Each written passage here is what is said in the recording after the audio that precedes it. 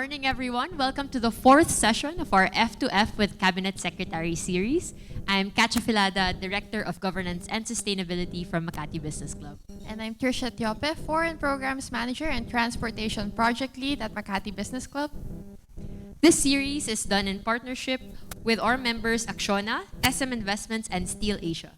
Thanks as well to our event sponsors joining us today, Angkas, Delbros Group, Metro Pacific Tollways Corporation, and our media partners ANC and Businessworld. We'd also like to acknowledge our Zoom attendees and say hello to our Facebook Live viewers as well.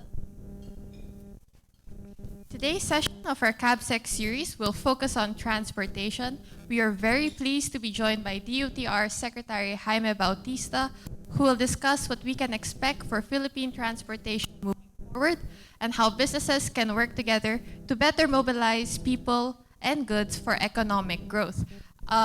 Transportation is a key advocacy for MBC. We have this event going on today. I'm not sure if you guys were able to catch that earlier, but we were flashing a live stream of an ongoing event today as well, happening in San Juan with Mayor Zamora. That's also transportation related. Our format will be welcome and intro remarks by our chairman, Ed Chua. Then we will skip formal remarks by Sec Bautista, jumping straight into a question and answer moderated by our board member, Lito Tayag. This format gives more time for post-Q&A introductions and chats with your colleagues. Before we start, kindly allow us to acknowledge the presence of our board members joining us on site. We have Sir Itos Cruz, Sir Lito Tayag, Ms. Cosette Canilao, and Sir Victor Paterno. We are also expected to be joined by the Ambassador of Thailand, Ambassador Tul Trisorat. We also have representatives of our sponsors present today, Mr. Ruben Camba of Acciona, Ms. Vicky Tan of Steel Asia, George Royeco of Angkas, Romulo Kimbo of Metro Pacific Tollways, and Paulo Delgado of Delbros. Before we officially start the program, while everyone is still fresh, this morning we'd like to have a quick photo op with everyone. We'll start with a photo of table 1 and then a photo of the rest of the room. So could we have our photographer? All right. I think we'll also have like a little spotlight action for the room. So I hope that's all right with everyone. All right. So table number 1 first. Please flash those smiles. All right. Thank you so much. And then we'll do one for the rest of the room. Don't worry, even those in the back can be seen. So please flash those smiles.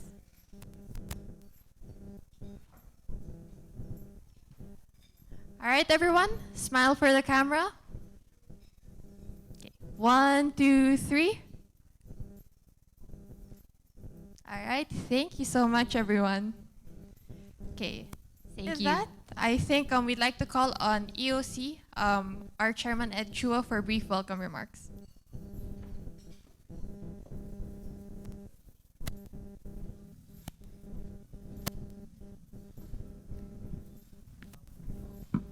Thank you very much. Good morning, everyone. We have a full house today. Thank you for coming, taking time from your very busy schedule. I think this is a very important face-to-face meeting with Secretary of the DOTr. Welcome to the 4th installment of the Face-to-Face with CabSecs, part of MBC's efforts to strengthen public-private dialogue and collaboration. Today's subject affects all of us. Whether you're moving people, you're moving goods, there is no business if we're not able to move them efficiently and in a very effective, cost-effective manner. When you think about it, there are 5 key drivers to inflation: food, utilities, cost of living, fuel, and transportation costs. Many of us have endured the situation in all of these issues, and unfortunately, things have not been going as well as they should. In fact, some of them have become worse. And that's why so many of us cheered when President Marcos appointed our Speaker, Secretary Jaime Bautista, when he was appointed as Transportation Secretary. We believe then, as we believe now, that he has the experience, the ability, and the integrity to turn around the issues affecting the transportation sector. After just 9 months in office, I would like to just highlight some of Secretary Bautista's achievements. He has reopened 190 routes used by over 12,000 authorized buses and jeepneys and added 3 new EDSA busway stations. He has commenced the construction of Metro Manila subway stations and the second phase of the North-South Commuter Railway project. He started site acquisition for the upgrade and expansion of 10 regional airports, and there are many others. Like other sectors, transportation is subject to a lot of pressure from various businesses and their political allies. This is why some previous secretaries accomplished much less than we all wish they could. We're here today in part to hear about Secretary Bautista's plans, but as importantly, we are here to show our support for his leadership. We're here to say we have your back in your goal to transform Philippine transport to global standards. We're here to say we don't just wish for this to happen, we are ready and willing to help you make it happen. So I would like to now introduce Secretary of the Department of Transportation, Secretary Jaime Bautista. Secretary.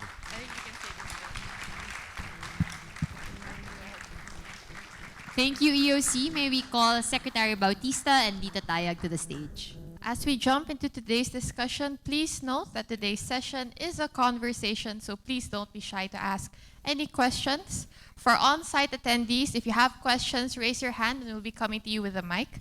For those joining us online, please share your questions in the chat box and we'll be sure to get to them during the open discussion session.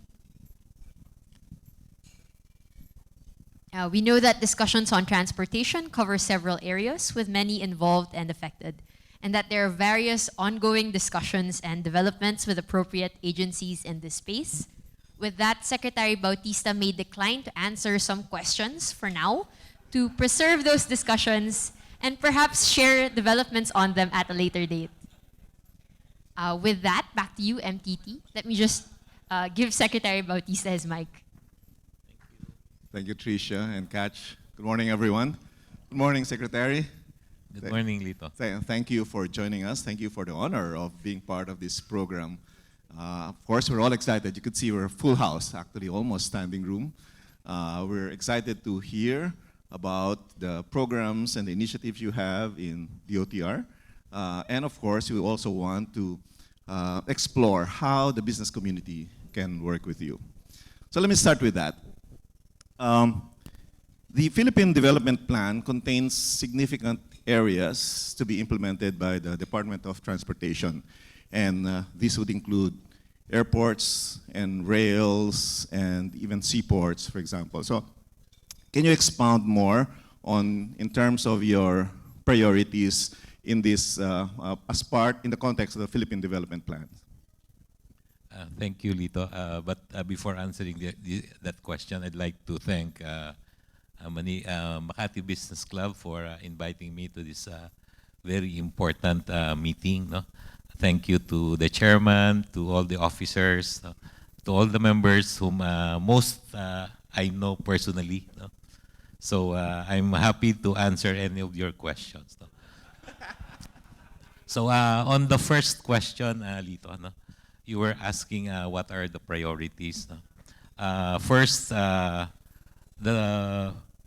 transportation sector has four major functions. No? One is aviation, second is rail, third is maritime, and fourth is the road sector.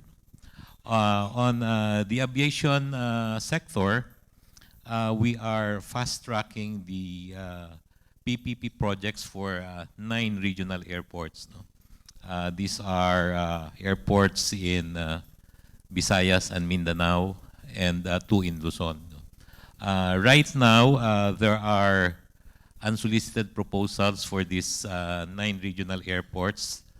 3 unsolicited proposals are already with NEDA. No? These are being evaluated. As of yesterday, there are some documentary requirements that need to be completed by the Civil Aviation Authority of the Philippines. No? These 3 projects are, first is the Laguindingan Airport, Bohol Panglao, and Bicol International Airport. No?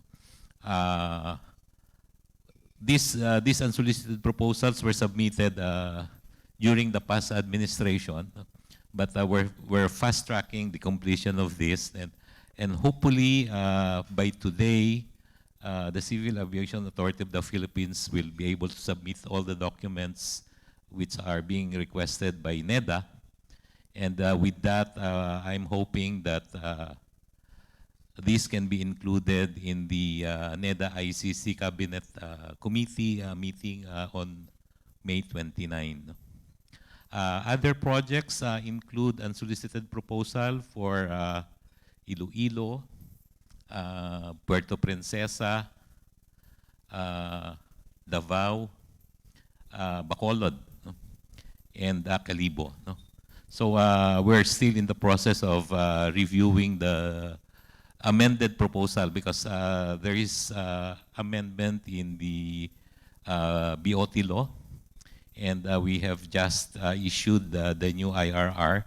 And with the new IRR, we requested the proponent to update their proposal. So we're expecting updating of the proposals within the next few weeks. Another priority project for the aviation sector is the expansion and modernization of the Manila International Airport. We are working with the Asian Development Bank as our advisor to help us finalize the terms of reference. No? But even with that, last April 27, we received an unsolicited proposal for the operations and maintenance of the Manila International Airport from a conglomerate, a group of conglomerates, no? 6 Philippine conglomerate with one US company. No? They have submitted the unsolicited proposal. We have acknowledged receipt because under the guidelines, we are given 7 days to receive or acknowledge receipt of the proposal, no, which we have already done, and we're given 35 days to check completion of the submission. So we're now in the process of completing the or checking the completion of the documents that were submitted to us. No? I have formed a dedicated team to work on this. Because I think this is a priority project. Although we are open also to a solicited proposal. No? Because the original plan is to have a solicited proposal, which ADB is helping us. But since the conglomerates already submitted their unsolicited proposal, so we have to work on this. There are other airports that are being considered for unsolicited proposal, and we were meeting with possible proponents. No? On the rail sector, we are trying to complete 3 major rail projects, or 4 major rail projects. One is the North-South Commuter Railway, which is a 147-kilometer railway from Clark to Calamba, Laguna. It will cost government almost 880 billion pesos to complete.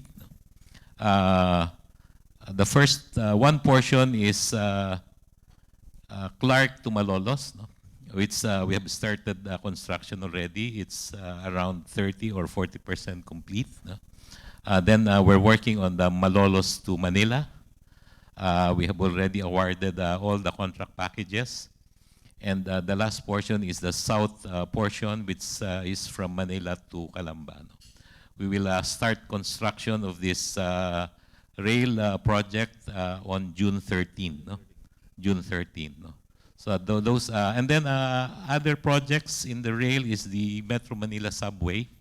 It's a 33-kilometer subway from Valenzuela to Bicutan with a spur line to Terminal 3 of the Manila International Airport.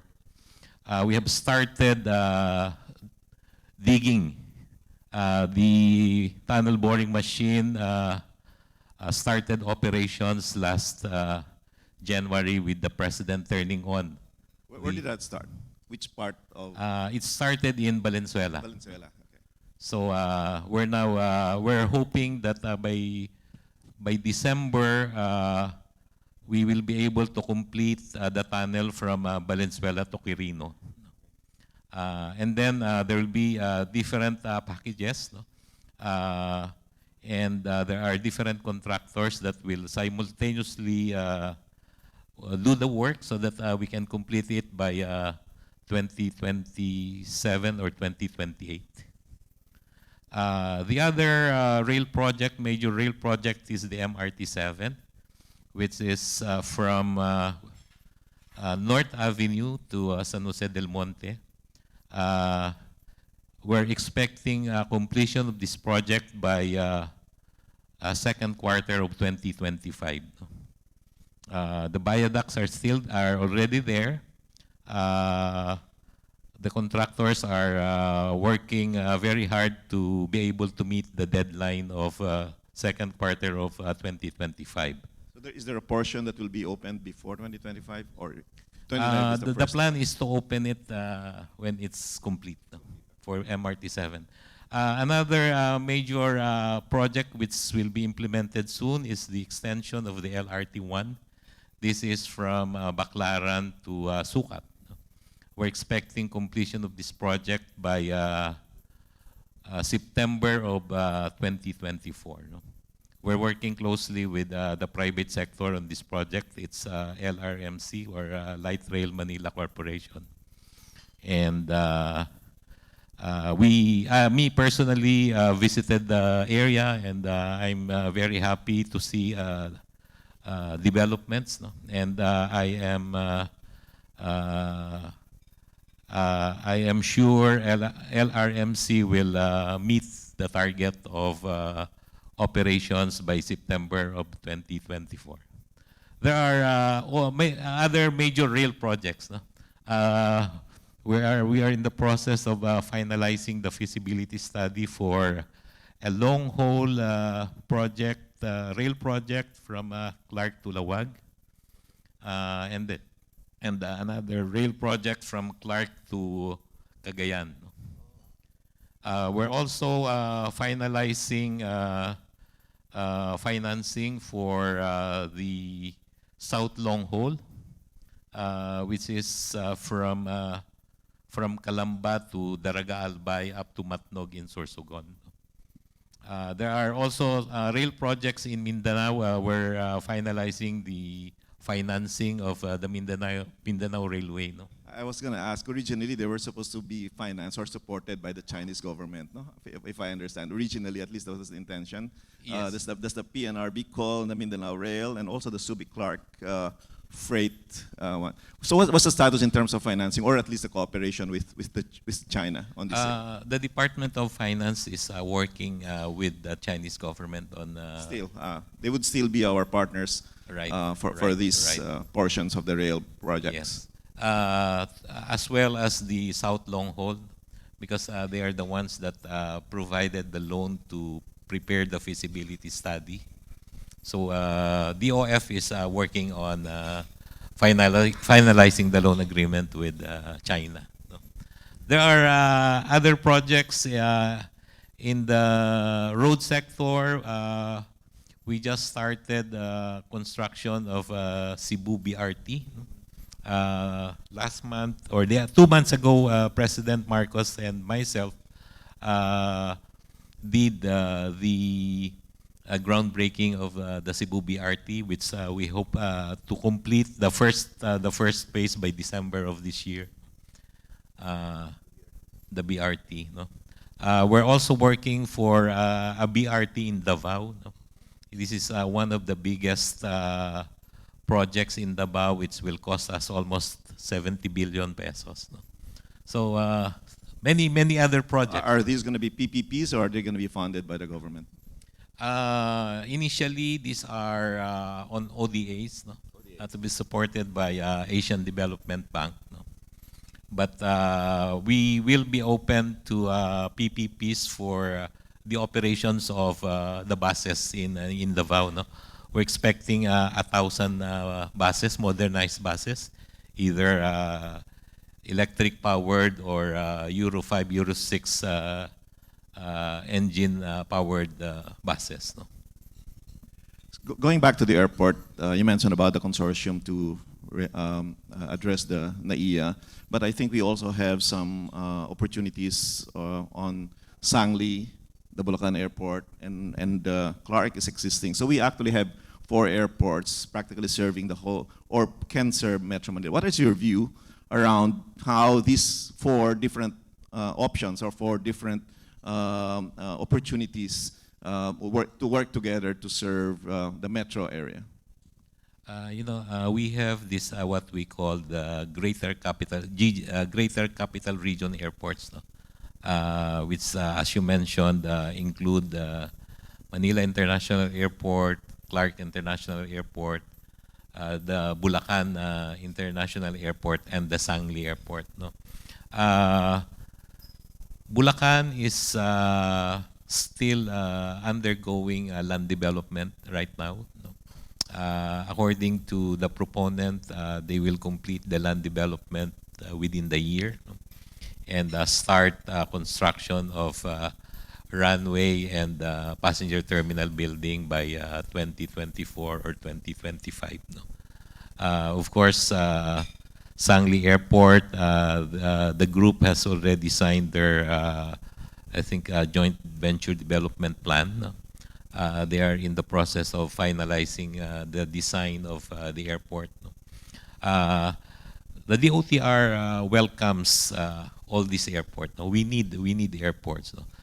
Manila International Airport is very congested. No? It has a capacity of 32 million passengers.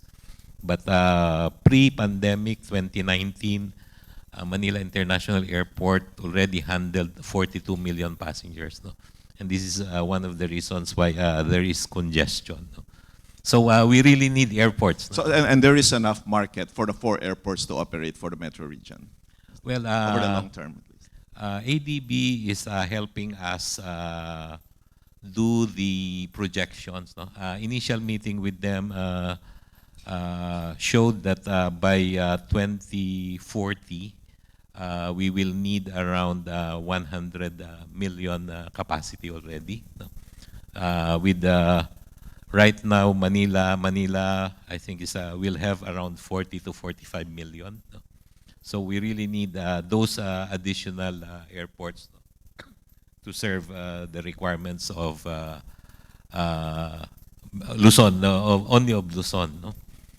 Still on the airport, if I may ask about a current issue. We all saw the recent suspension of flights, and also we heard about actually the suspension of the NAIA general manager that is related all to the NAIA airport. Can you tell us in your point of view and as well as the solutions that you have related to this particular area? There was this power outage last May 1. No? Started at 1 o'clock in the morning. No? And Meralco team was there in 15 minutes. No? And they found out that there is damage on what they call the elbow connector of the Meralco line going into Terminal 3 line. No? It took Meralco to fix that damaged elbow connector maybe around 3 to 4 hours. No? But by 6 o'clock in the morning, it's already fixed. No? But when there was that power interruption, the generators of Terminal 3 also operated. No? Unfortunately, the existing generator has not enough capacity to power the whole Terminal 3. No? But all mission critical functions are working. No? So passengers are allowed to check in. No? Immigration were able to check in, allow admissions of passengers. No? Unfortunately, there were some parts of the airport with no air conditioning. No? So that's one of the problems that we have with Terminal 3. We need to add more generator units, no? Which we already started acquisition. It's not easy to procure equipments, especially with government funds. No? It takes quite long to procure. No? So this is one of the problems that we have with government procurement. Now, we have to comply with the requirements of Republic Act, I think it's called 9184, which is the procurement law. No? And then it makes reacting immediately Yes. an issue to, Yes. to be able to procure all of that. Actually, there's some more problems with Terminal 3 because this terminal was constructed in early 1990s. No? It was completed before 2000, but it was mothballed for almost 10 years because of some cases which government lost and has to pay some other parties. But when it was turned over, not all documents were turned over to the government. So we're working on this. We're still looking at more documents that need to be reviewed as far as Terminal 3 is concerned. May I ask you if you would like to comment on the suspension of the. I mean, as you said, it's all right if you don't want to answer the question, but I thought I might ask because we all heard the news on this one. Yes. The general manager of the airport was my recommendation to the president. No? He was appointed July. No? And since then, he has implemented a lot of reforms. No? You will notice that even the security guards and the police before entering the terminals are already out there. There's no more initial X-ray checking, no? Which is the practice in other countries. No? Because I told him that let's adopt best practices in airport operations. No? And one of the first things that he did was really remove the initial X-ray checking, no?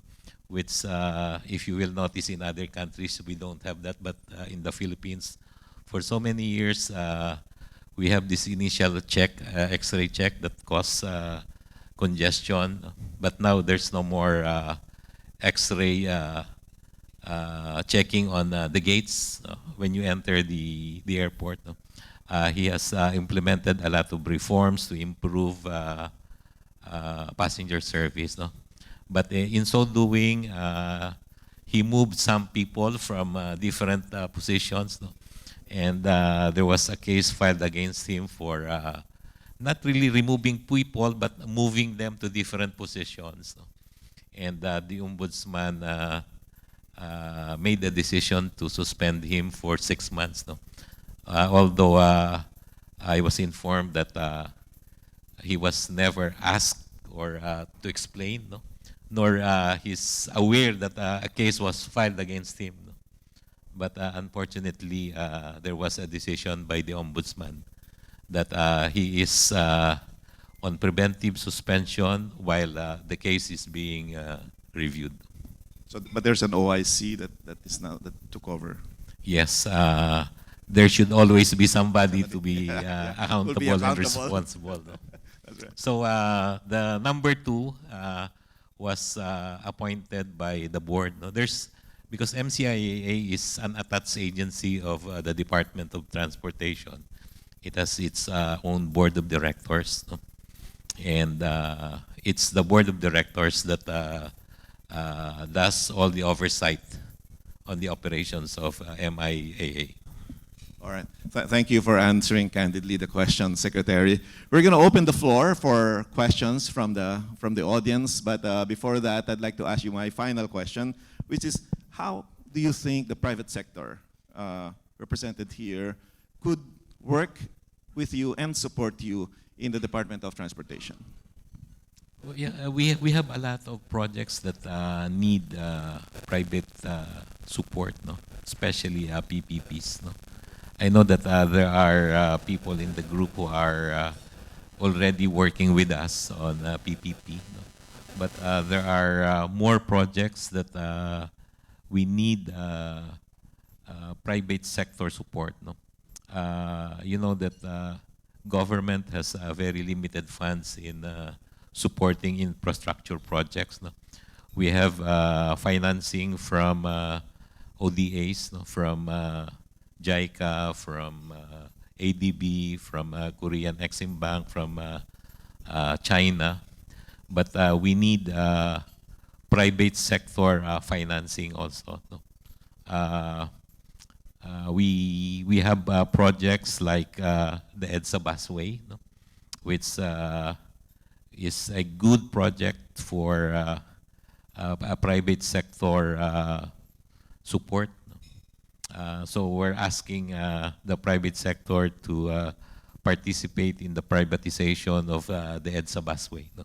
Which I think is a very important transportation system, especially for Metro Manila. No? As in EDSA, there's like 1 million passengers that pass through EDSA every day. Thank you. I'm sure the private sector is taking notes on all of these opportunities we have. So we'll open the question now to the audience, and I think we have a number of hands already raised here. Catch, we have one here. Yes, sorry. Yeah. Sir, please go on.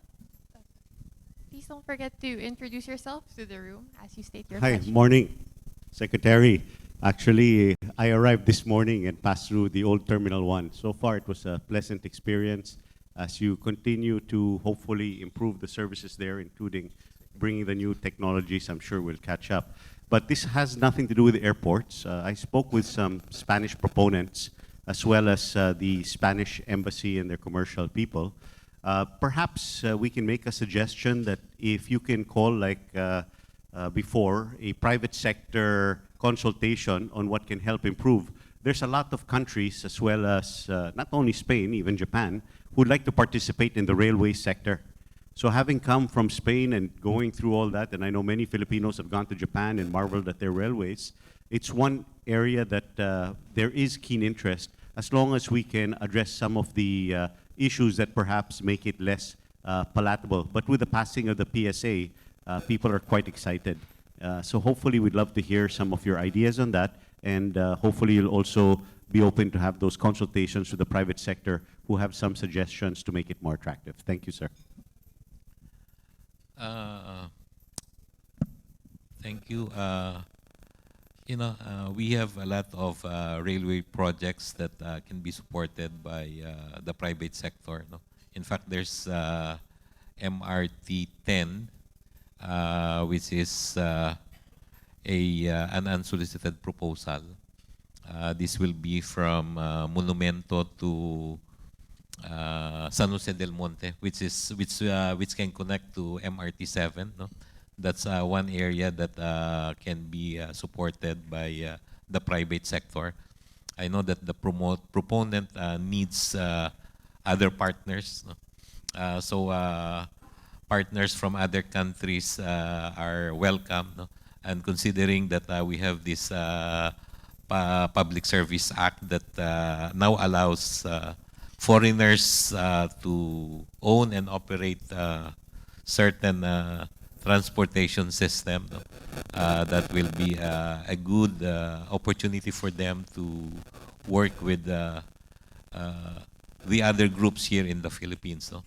So we will welcome that possibility of foreigners owning and operating other transport systems here in the country.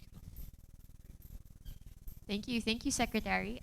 Reminder to everyone that this is an open conversation. So if you have a question for the Secretary, please do just flag us down so we can add you to the queue. Any other questions from the floor as of this moment? All right. So Okay. with that, yes. Sorry. So with that, maybe we could start off with a quick poll just to see where everyone's at.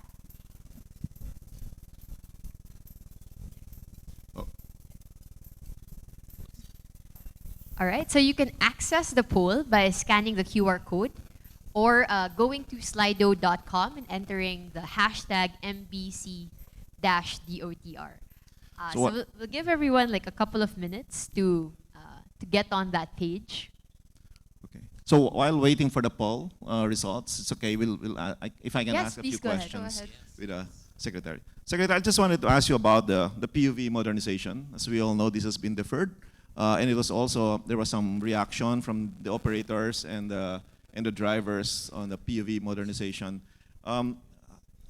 And I suppose there's some calibration on and deferment as well. What are your thoughts on this, on how to implement this moving forward? You know, the PUB modernization program is a very complex program. No, it started in 2017 no? with the issuance of they call it franchising guidelines. No?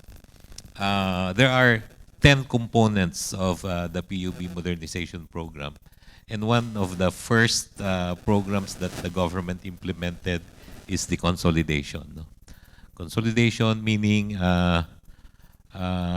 the government wants the jeepney drivers and operators to consolidate into a corporation or a cooperative. No?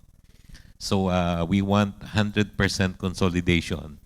This is the one that was deferred. The original plan is to have the consolidation 100% by I think 2021. No? It was deferred to March of 2023. And then we made another deferment up to June 30. But because of clamor from the drivers and operators, we extended it to December 31. No? As of now, 60% of the industry is already consolidated. No? And we're hoping that with the deadline of December 31, we'll have maybe 80 to 90% consolidation. No? We have an attached agency in the Department of Transportation called Office of the Transport Cooperative, no? Which is working closely with my office. No? In fact, I appointed one chairman who's working closely now with the jeepney drivers and operators to consolidate. No? We are working with those that already consolidated. No? There are a lot of the jeepney drivers and operators group that already consolidated. No? Pasang Mazda is one, PAPS, and there are other major groups that already consolidated, and they are helping us explain the benefits of consolidation. There's Because more support coming from the operators and the drivers. yes, this time. yes. Because those who consolidated, they were able to experience the benefit of consolidation. No? Because if you consolidate, you don't compete with the other members of the cooperative. No? And then there's right dispatching. No? There is right maintenance of the vehicles. No? There is right operations. No, the drivers are trained well. No, the drivers are paid at least minimum wage. They are getting the benefits of SSS and Medicare, no? And that's one of the reasons why the government is pushing for this consolidation. That's good. That's good to know. Okay, Catch, go back to. Now going to the results of the poll, so we can see live that road and rail is one of the key areas of transportation of interest to our members. Air had an Good early tie. lead, but it was soon taken over. Turning to our next poll question. Turning to our next poll question before we go to the audience queue. Okay, maybe if you want to comment on this one in terms of, so the question is, what is the question? The previous question was what the business transport's interest in particular, no? And we said the poll came out to be Road and roads Road and rail. and rail. And I think you talked about them already partially. I don't know if you have other comments on this in terms of, again, how the private sector could support on these priority areas that, at least from the point of view of the private sector? Yeah, on the road sector, as I mentioned, we need somebody to maybe submit a proposal for the operations of the EDSA busway. No? We're also asking the operators to, if possible, instead of operating the Euro 5 or Euro 6 engine, if they can go full electric. No? I think this is very important, no?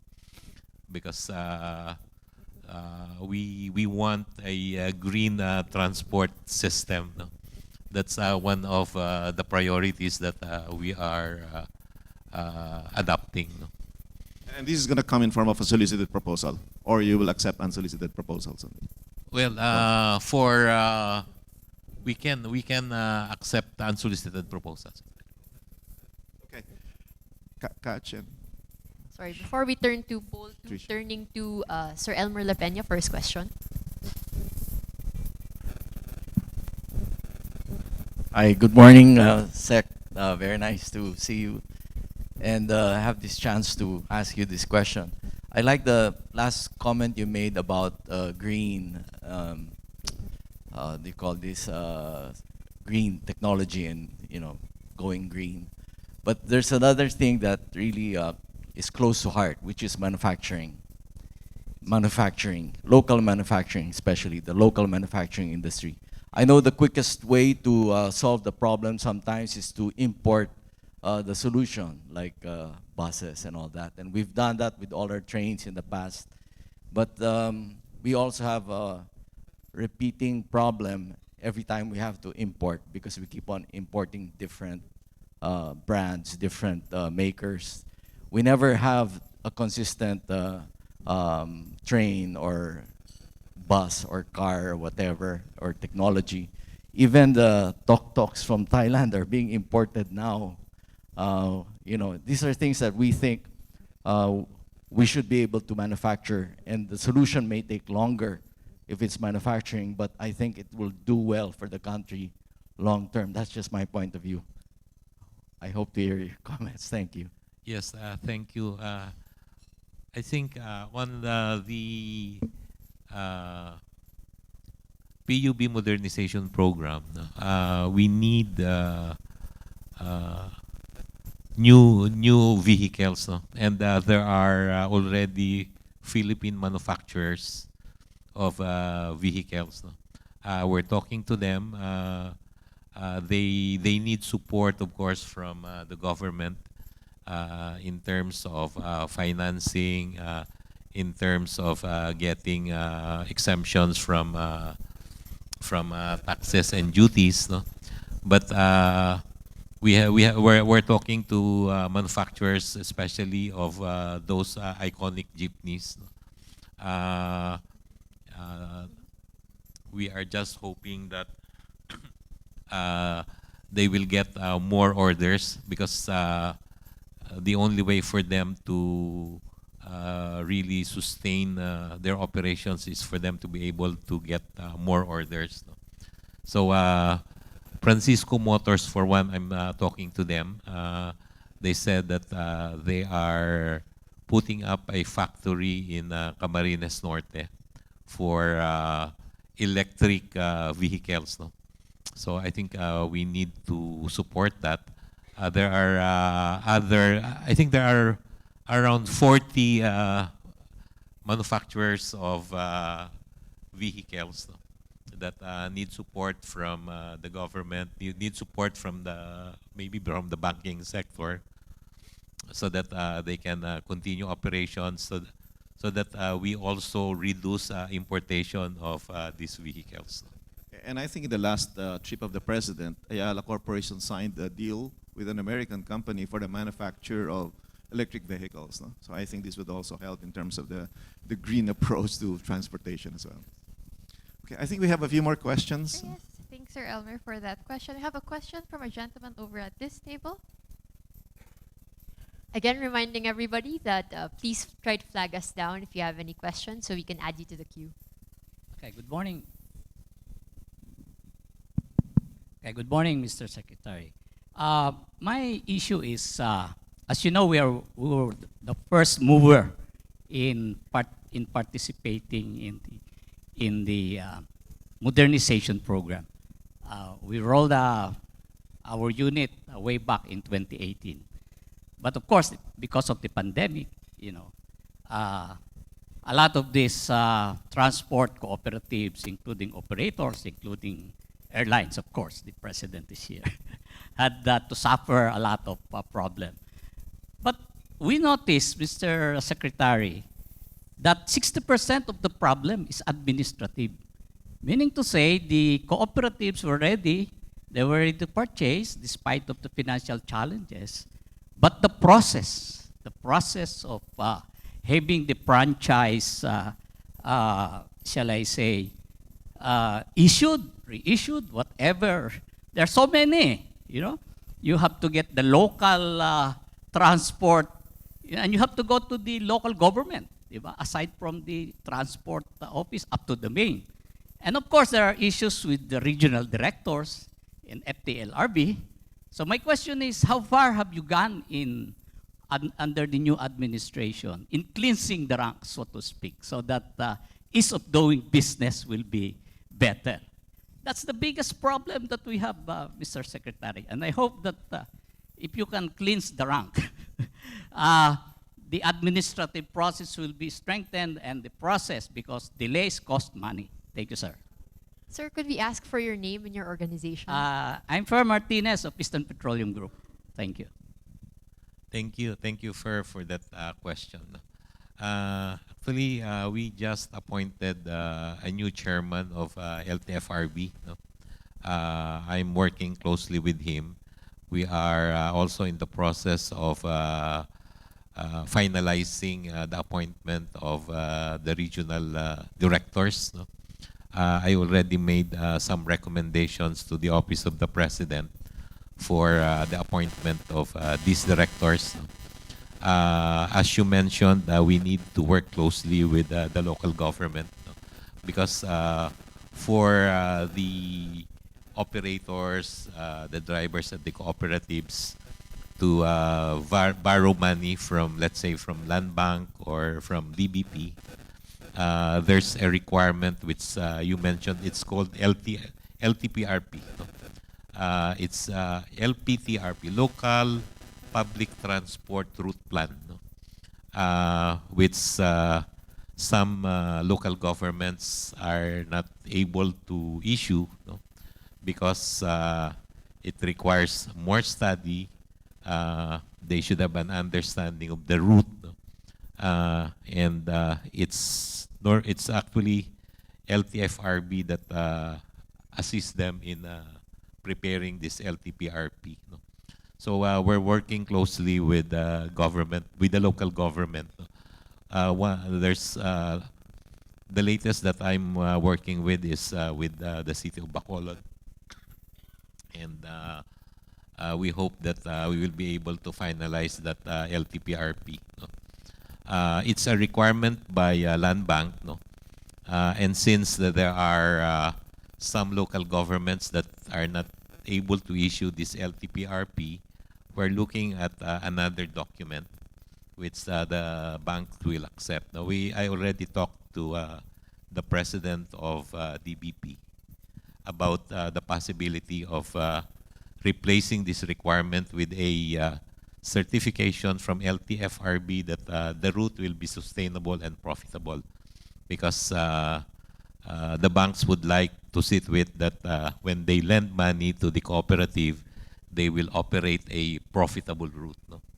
So that's one that we're working with. We have one more question from here in the back. Sorry, could I ask for help? Secretary, good morning. Thank you for gracing us with your time here, and I really appreciate you talking about all of the infrastructure programs that we have in the country.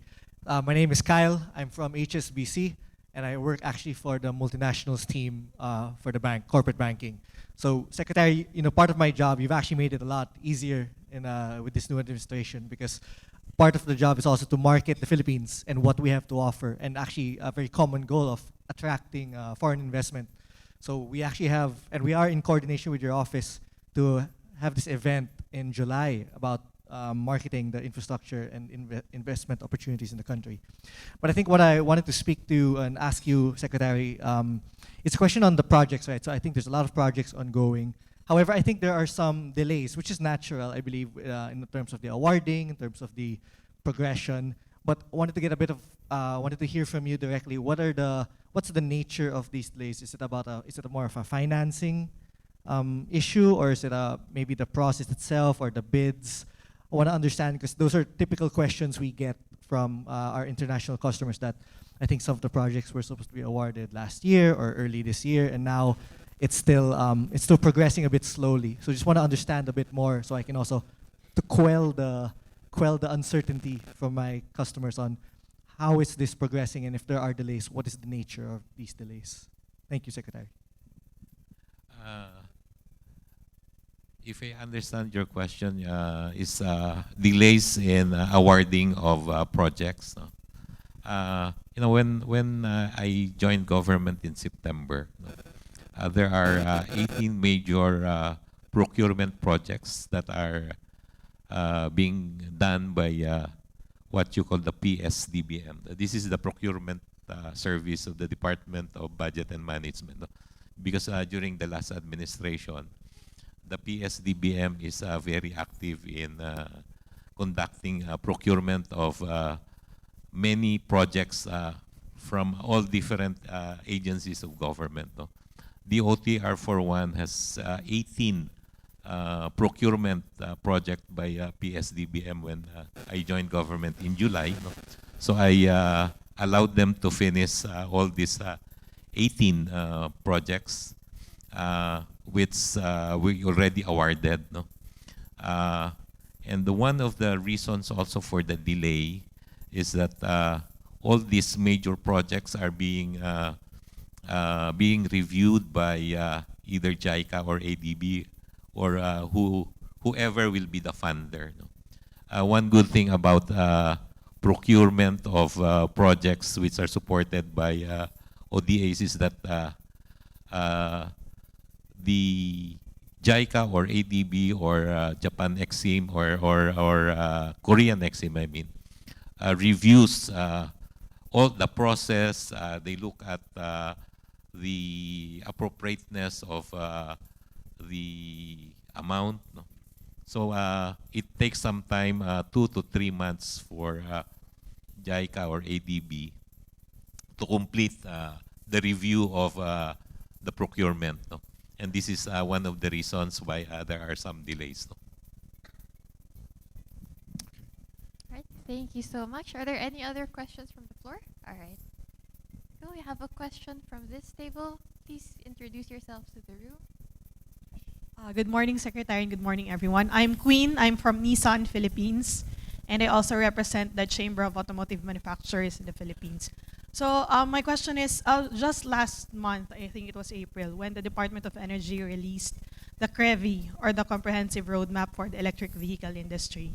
So in that document, they are aiming to have 10% fleet for government and private corporations by 2040, applying the routes of the Philippines. Is there any similar plan in terms of public transport when you mentioned earlier that we are aiming for greener modes of transport in the Philippines? Or do you intend to also include your targets in the same CREVI document of the Department of Energy? Thank you. The Department of Transportation is really encouraging the private sector to operate electric vehicles if possible. No? But since it will be very difficult and very costly to operate all electric vehicles, we are allowing the operators to use Euro 5 or Euro 6 engines for the meantime. No? For example, in Davao, we will have this 1,000 buses. Initially, we're looking at only 300 out of 1,000 to be operated by electric vehicles. The rest, we will allow Euro 5 or Euro 6 engines. No? But we will be issuing maybe a guideline. No? We don't have it yet, but we're working on it, on how much or when we will require a certain percentage of public utility vehicle to be operated by electric. No? But as of now, we don't have that yet. No? Related to that, Secretary, is there a specific incentive for private sector, for example, to operate using electric vehicles? In other words, is there a either tax incentive or otherwise if they operate purely electric vehicles? There is already incentive. No? The electric vehicles are subjected to tax-free. No?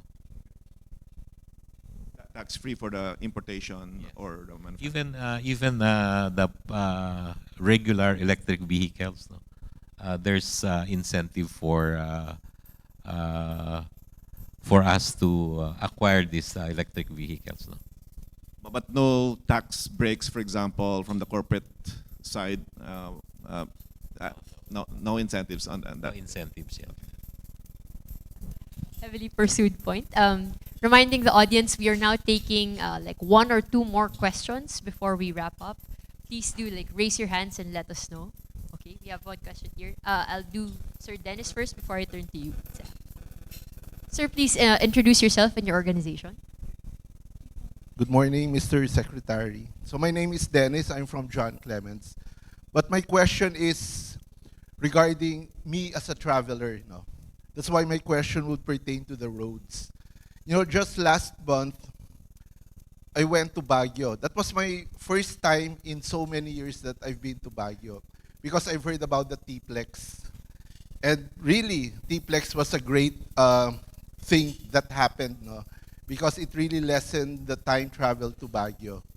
And moving forward, that won't be the last. Probably I'll be contributing to the tourism of Baguio because of the easy way to go to Baguio. But my question is, how about the south, no? Like Quezon, Bicol, like that. Is there a plan to construct like a highway like that, a toll highway? And if there is there a government or private partnership that's ongoing? And when would this thing happen? Or if it's happening, when would this thing be constructed?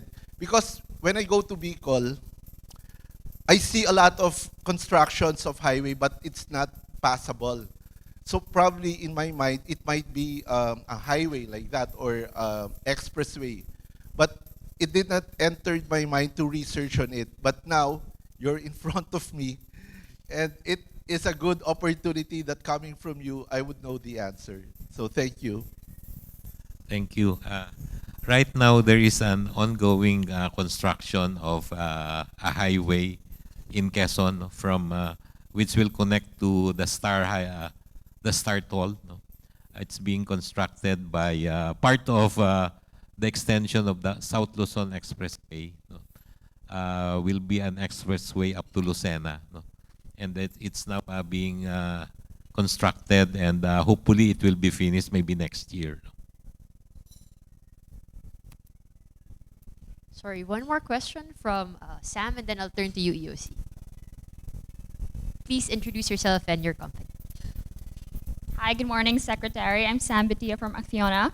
So thank you so much for sharing all of the projects that you have in the pipeline. It's very exciting to know all of these projects. We're very excited to take part of it. So for my question is, in a public standpoint, so with all of these transportation projects in the pipeline, how are you going to communicate to the public that transportation is actually going to be accessible and affordable? So usually the public, with a clamor for development, they always think it comes at a cost. So how are you going to communicate your campaign of affordable transportation for all? Thank you. Thank you. We have an ongoing campaign, no? to inform the public of all the projects of the DOTR. No? I have a communication team of around 10 people preparing all news reports about what's happening, what are the developments in the Department of Transportation, what projects are being implemented. No? So we do it using media, no? And also we use social media. No? So we use radio, TV, and social media in communicating all the programs of the Department of Transportation. Thank you, I think we have a Secretary. final question from the chairman. Yes. So we have time for a couple of other questions. Last call for questions, please. Thank you. Mr. Secretary, you touched on earlier about procurement, no? Very recently, there's been this issue with LTO, driver's license on shortage, and it's being blamed on the procurement, the policies of DOTR. So that's one. Second is on the PPA. There is an issue about these containers, and industry are complaining about the additional costs, unnecessary requirement, and so on. Can you please give quick background on these two issues and your side of the story? Thank you, Chairman Ed. On the procurement of the and the plates, these are regular procurement that needs to be done as early as possible. No? The Land Transportation Office can start early procurement of these items as early as September, no? When the National Expenditure Program of Government was submitted to Congress. Because it's already part of the National Expenditure Program. So they can start a procurement of these items knowing that run out of supply. No? Unfortunately, LTO was not able to the early procurement. No? And in January of 2023, I issued a special order that procurement of all sectoral office of the DOTR in excess of 50 million will be through the central of the DOTR. No? Because I organized that Bids and Awards Committee, the Central Bids and Awards Committee, sometime in October after we took over the procurement from the PSDB I mentioned earlier. No? All major procurements of the DOTR are coursed through the Central Bids and Awards Committee. No? And the reason for that is I want to see to it that it's professionally done, no? That there should be a competitive bidding so that government will be able to get all the benefits of a competitive bidding. No? So in October, I organized that BAC. But in January, I also amended that special order that the major procurement of the sectoral offices. No? Sectoral office means these are part of the Department of Transportation. This included LTO, LTFRB, MRT3, and Philippine Railway Institute. These are the sectoral offices of the OTR. So unfortunately, LTO was not able to do the early procurement. No? So when the BAC of the OTR requested LTO that they will do the procurement and they requested for the terms of reference, they said they're not ready yet. No? And they were able to submit all documents only in March. No? It's OTR now conducting the bids, the procurement, no? And late submission by LTO, there was this problem that no more license cards are available. So we're hoping that we will be able to complete the procurement by June. No? And with that, the supply will be available in July or August. No? Thank you, Secretary. Last question going to Paulo Delgado. Good morning, Mr. Secretary. It's been wonderful having your calm presence in the department. My question's more about national security. So with everything that's happening geopolitically, I wonder if your department's been liaising with the DND and the administration to see how we might be able to support a stronger presence, right? So infrastructure-wise, that might be roads that double as landing strips or reinforced ports. From an economic point of view, it might be how we can use these EDCA bases to drive investment in roads and supporting infrastructure for the farm to market economy, right? So I imagine with all the interest in this department, it would be a very opportune time for the DOTr to work closely to build up and strengthen our national infrastructure. And I'd love to hear what sort of projects you might be working on in this space.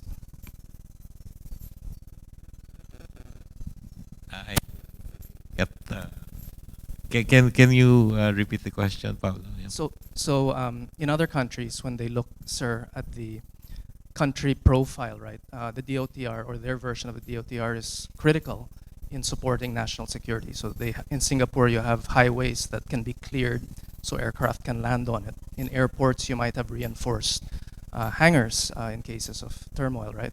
And so I'm just curious where we're looking at this, because the world's become quite challenging, and I think this is an area that we haven't quite studied in the country. And we're starting to with the EDCA movement and the investments that are being made in different sections of the country. So is this anything at all that you're looking at? Is it something that you might find interesting to study? Any input might be interesting. Is linking national security to transportation? On national security, area that we're working with is the operations of Philippine Coast Guard as far as West Philippines is concerned. No? Philippine Coast Guard is an attached agency of we have 25,000 enlisted personnel. No? The role of which primary role is to situate that there is maritime security, maritime safety, no? Protection of maritime environment, and search and rescue operations. No? The Coast Guard is working closely with the Philippine Navy, no? In addressing the issues of the West Philippine Sea. We're working closely also with the other government agencies to see to it that the West Philippine Sea issues are being addressed. No? But in terms of other national security concern, no? For example, airports, we work closely with NISA in getting information about other issues which will concern national security. No? NISA, for one, was part of the worked with us investigating what happened during the May 1 power interruption in NAIA. No?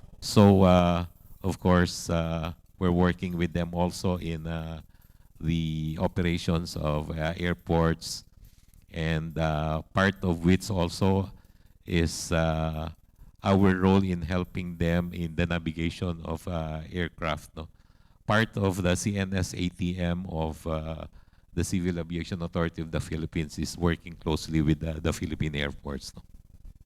Thank you. That wraps up our Q&A with the audience. Thank you so much. But I hope I'll have the honor of asking the final question. Yes, please do. Secretary, you've had an incredible career from the private sector. What are the biggest learning from you in terms of jumping from the private sector to public service? I think working for government is really a not really sacrifice, but giving up a lot of comfort that you have being me for one. I retired working full time in 2019, no? And like Lito, I was a member of the board of a few companies, no? Enjoying life. But when you work with government, you have to work not only 20 hours, but almost 24 hours. No? One learning that I have is that doing good is not good. Doing better is not good. Doing your best is not enough. No? There will always be supporters and detractors. No? But at the end of the day, what is important is you did your best. You work professionally with honesty and integrity, and with that, you should be proud of yourself. Thank you, Secretary. Thank you so much. Despite all of that, I think the Philippines is better off because you are with us in the Department of Transportation. Thank you. Yes, yes. Thank you so much. Thank you, Sec Bautista. Thank you, MTT. Anyone else want to jump into the government career? Work 24-hour shift? All right. Thank you so much, everyone, for that lively exchange. Before anything else, we want to remind everyone that we actually sent you an advance copy of a statement of support for reliable and affordable public transportation. This is really to help mobilize the Philippine workforce and also boost socio-economic productivity. The statement highlights areas that DOTr is excelling at towards this goal, including increased number of projects in the IFP list. Oops. So an increased number of projects in the IFP list relating to road-based public transport, and the 40% increase of budget for transportation projects, and committing at least 50% of road space for public transportation. The statement also invites the DOTr and other relevant stakeholders for further dialogue on budget and policy planning so that we may better identify how to help address these urgent transportation challenges. So thank you to those who have already signed the statement prior to this event. For those who are also interested in reviewing and also signing the statement, you can do so by scanning the QR code here, especially after we've heard insights from Secretary Bautista today. So you may scan the QR code if you're interested, or you may also reach out to our team after this event. So Secretary Bautista, together with this statement, we'd also like to present you a small token of our appreciation, not just for your participation today, but for your leadership and commendable contribution to Philippine transportation. May we call on EOC to present the token to Secretary Bautista and join us on stage. So I'm not sure if people from afar could see what we're handing over, but it's actually a framed photo of Secretary Bautista biking. This is a bit of a throwback moment. This was one of our first engagements with Secretary Bautista upon his assignment as DOTr Secretary. This was taken in November 2022 during the National Bike Lane Awards. Secretary Bautista, we know that you have your own bike, but you don't get a chance to bike so much. So hopefully through our activities and our initiatives, we give you the opportunity to do so. Thank you so much, Secretary. Thanks. Secretary, please stay on stage. Secretary, MTT, EOC, please stay on stage. We invite the rest of our board to join the speakers for a quick picture. So Sir Itos Cruz and JVP, please join us on the stage.